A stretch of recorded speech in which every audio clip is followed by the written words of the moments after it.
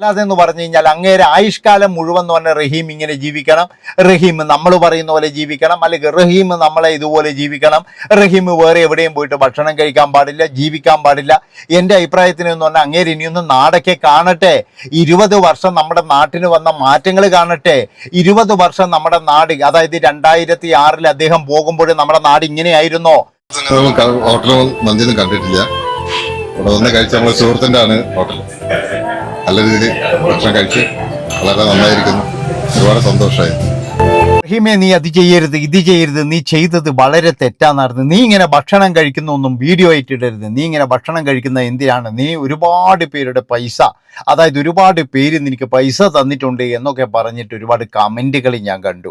അതായത് നമ്മളെല്ലാവരും റഹീമിനെ രക്ഷിച്ചത് തന്നെയാണ്. നമ്മൾ ഒരുപാട് പേര് എന്ന് പറഞ്ഞാൽ പാവപ്പെട്ടവരും പണക്കാരും എല്ലാവരും ചേർന്നിട്ടാണ് റഹീമിന് പൈസ കൊടുത്തത് എന്നുള്ളതിൽ യാതൊരു സംശയവുമില്ല.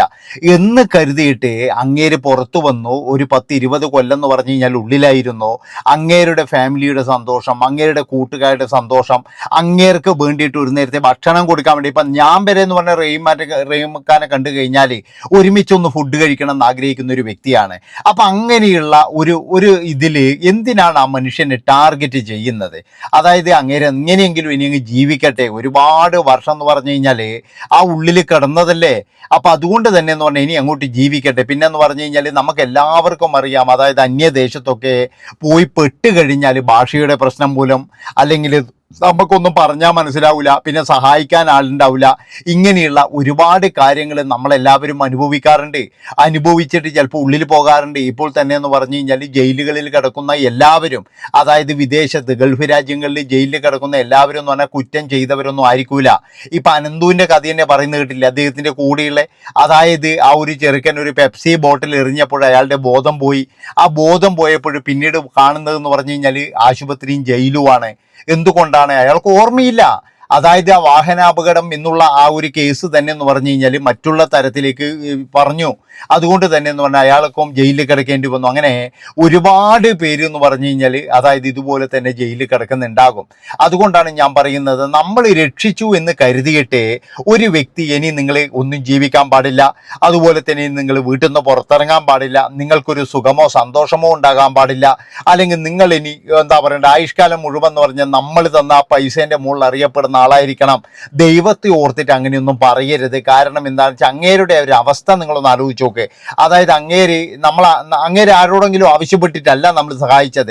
പക്ഷെ ഒരു പാവപ്പെട്ട ഒരു ഉമ്മയുടെ കണ്ണീര്, അതുപോലെ തന്നെ ഒന്നും അറിയാത്ത ഒരു സഹോദരൻ അതിൻ്റെ ഉള്ളിൽ കിടക്കുമ്പോഴും നമ്മളെല്ലാവരുടെയും മനസ്സലിഞ്ഞിട്ടാണ് നമ്മൾ പൈസ കൊടുത്തത്.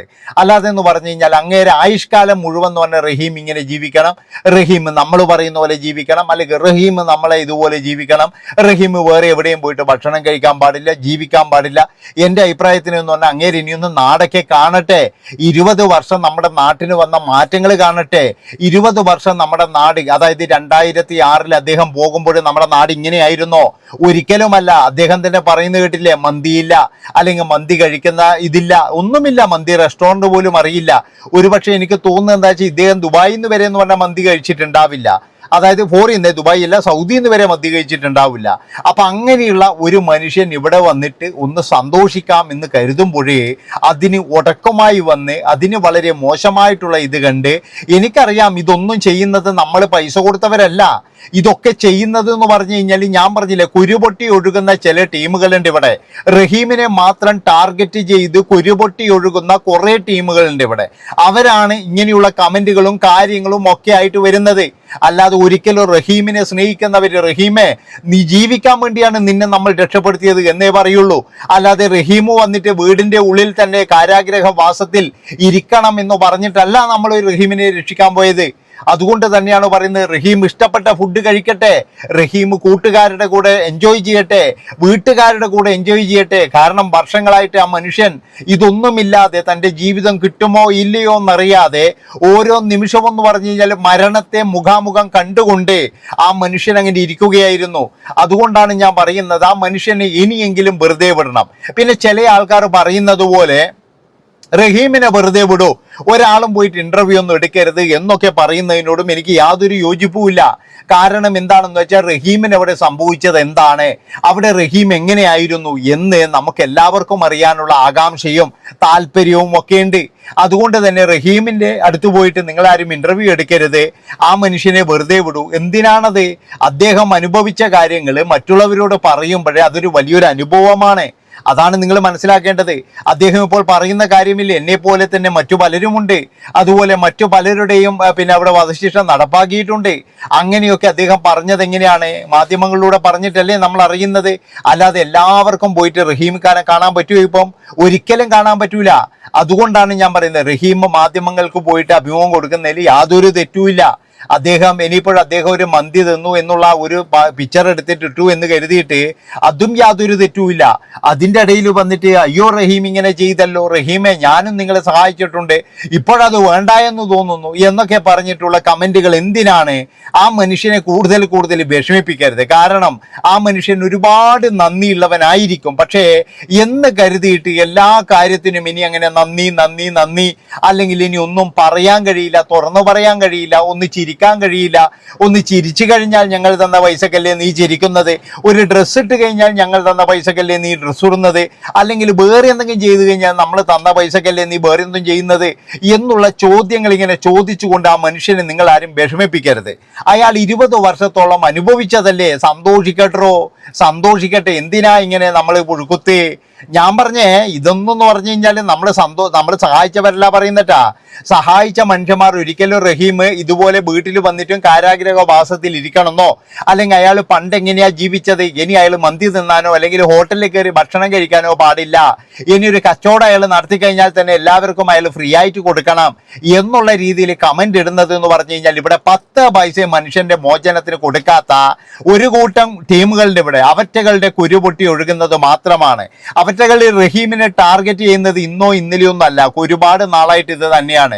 അവരുടെ ലക്ഷ്യം എന്താണെന്ന് വെച്ചാൽ റഹീമിനെ തകർക്കുന്നതിനോടൊപ്പം നമ്മുടെ മലയാളികളുടെ ഈ ഒരു കൂട്ടായ്മ, ഈ ഒരു ഒത്തൊരുമ എന്തു വന്നു കഴിഞ്ഞാലും നമ്മളെല്ലാവരും ഒരുമിച്ചുണ്ട്, രാഷ്ട്രീയം മതം മറ്റേതെല്ലാം മറന്നുകൊണ്ട് നമ്മളെല്ലാവരും ഒരുമിച്ച് നിൽക്കും എന്നുള്ളതിൻ്റെ ഒരു സന്ദേശം അതില്ലാതാക്കാൻ വേണ്ടിയിട്ട് ഇവിടെ ചില നിർഗുണന്മാർ ചെയ്യുന്ന ഒരു പരിപാടിയാണിത്. ആ പരിപാടി എന്ന് പറഞ്ഞു കഴിഞ്ഞാൽ ഇതുപോലെ കമന്റ് ഇടുക. അതുകൊണ്ട് എനിക്ക് റഹീമിനോട് പറയാനുള്ളത്, റഹീമൻ നിങ്ങൾ സന്തോഷിക്കണം. അതായത് നിങ്ങൾ ആവോളം സന്തോഷിക്കണം. നിങ്ങൾക്കിപ്പോൾ സന്തോഷത്തിന്റെ ദിനം തന്നെയാണ്. ആ സന്തോഷം, നിങ്ങളുടെ മനസ്സിന്റെ ആ പുഞ്ചിരി, നിങ്ങളുടെ ഉമ്മയുടെ പുഞ്ചിരി, നിങ്ങളുടെ കുടുംബത്തിന്റെ പുഞ്ചിരി, ഇത് കാണാൻ തന്നെയാണ് നമ്മളെല്ലാവരും അകമഴിഞ്ഞ് സഹായിച്ചത്. അതാണ് നമുക്ക് വേണ്ടതും.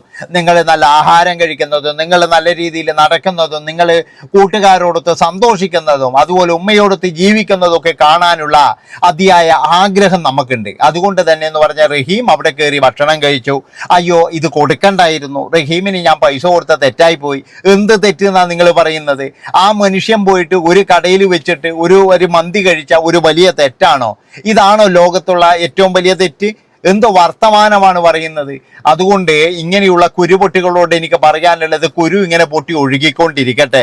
കാരണം എന്താണെന്ന് വെച്ചാൽ കുരുക്കളോട് എനിക്കൊന്നും പറയാനില്ല. കുരുപൊട്ടി ഒഴുകുന്ന ടീമിനോട് അവർക്കെന്ന് പറഞ്ഞാൽ ഇതേ കഴിയുള്ളൂ. മറ്റുള്ളവന്റെ സന്തോഷത്തിൽ എങ്ങനെ ഇടങ്ങാറ് വരുത്തണം, മറ്റുള്ളവനെ എങ്ങനെ തേച്ചൊട്ടിക്കണം എന്നുള്ളത് മാത്രമാണ് ഇവരുടെ ലക്ഷ്യം. അല്ലാതെ ഇവർക്ക് വേറെ ഒരു ലക്ഷ്യവുമില്ല എന്നാണ് എനിക്ക് പറയാനുള്ളത്. അതുകൊണ്ട് തന്നെ എന്ന് പറഞ്ഞു കഴിഞ്ഞാൽ ഇങ്ങനെയുള്ള ടീമുകളെ വളരെയധികം സൂക്ഷിക്കുക. കാരണം എന്താണെന്ന് വെച്ച് കഴിഞ്ഞാൽ ഇങ്ങനെയുള്ള ടീമുകൾ നമ്മളെ നാടിന് തന്നെ ആപത്താണെന്ന് എനിക്ക് പറയാനുള്ളൂ. ഏതായാലും ഇത്രയും പറഞ്ഞുകൊണ്ട് ഈ ഒരു വീഡിയോ ഇവിടെ വെച്ച് വൈൻഡപ്പ് ചെയ്യാണ്. ഇഷ്ടപ്പെട്ട് കഴിഞ്ഞാൽ നിങ്ങൾ എല്ലാവരും ചാനൽ സബ്സ്ക്രൈബ് ചെയ്തോ. നന്ദി, നമസ്കാരം.